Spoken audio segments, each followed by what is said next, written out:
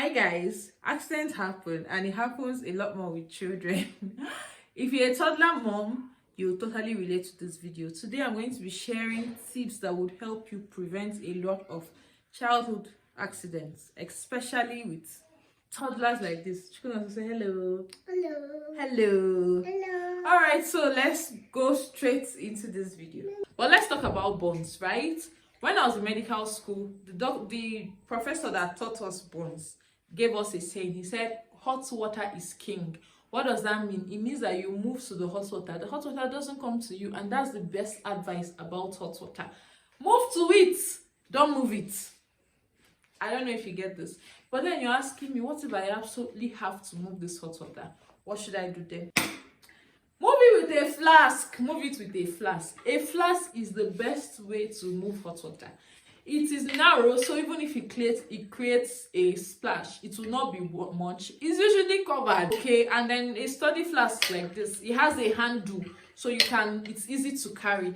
Now, what if the water that you want to move cannot enter the flask? What are you now going to do? Let's talk about the containers that you use to move hot water, and I'm going to be giving you practical examples. Look at these two containers. Look.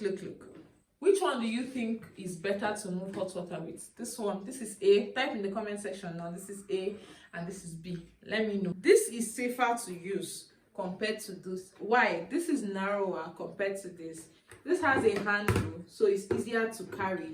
It's easier to have hot water in this, and it's not injure you because you can carry it with the handle.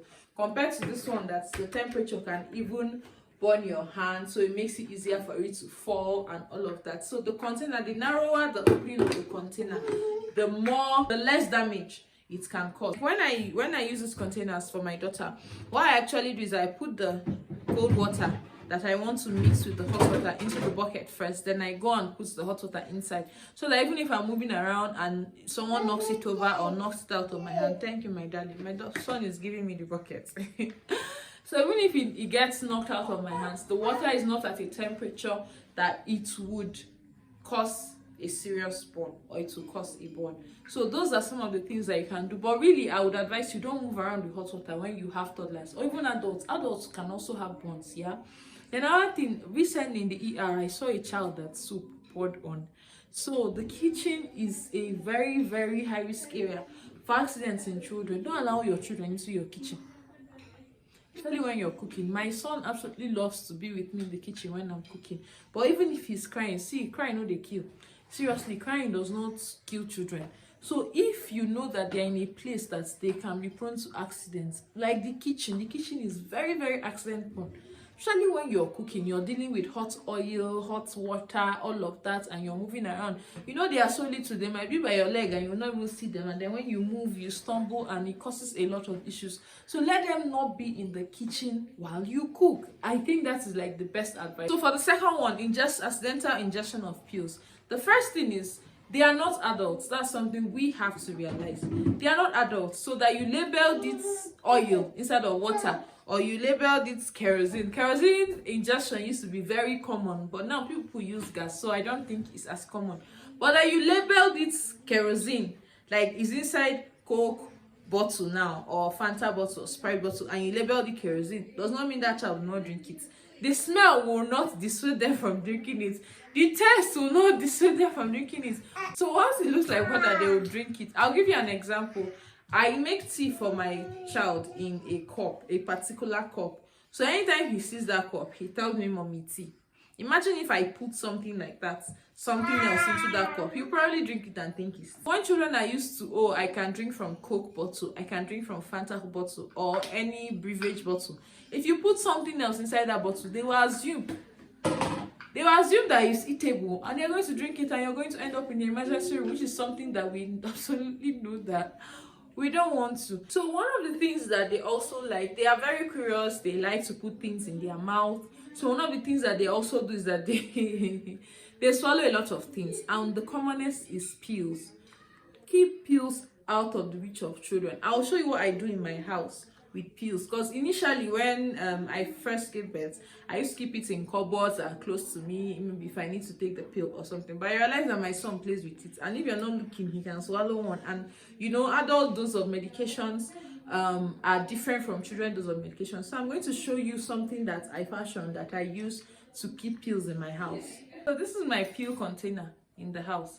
So every medication that we have is inside here. His syrups, like I always have paracetamol in the house in case anybody starts to run a fever. I can give before, you know, going to the hospital and all of that. If I have ORS, I put it inside here. If I have cough syrup, I put it inside here.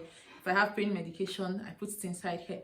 It's covered and it is dropped out of his reach. I keep this on my kitchen counter. Okay, this was a container that used to contain bottles. I actually bought it for him. The feeding bottles, that's what it used to contain. So I pick it up, sweetheart. So this is something you can do. Pack everything in one place and drop it out of their reach. That way they cannot even reach it, not to talk about swallowing it, because children can stain your white.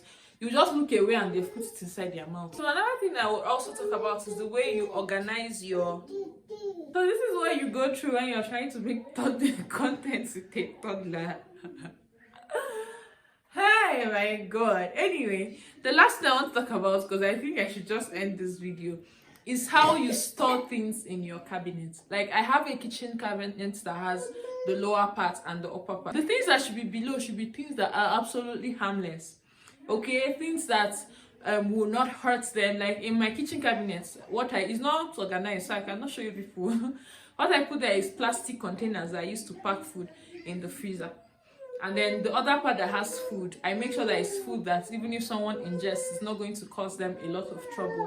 While up, the top ones, I can now put things that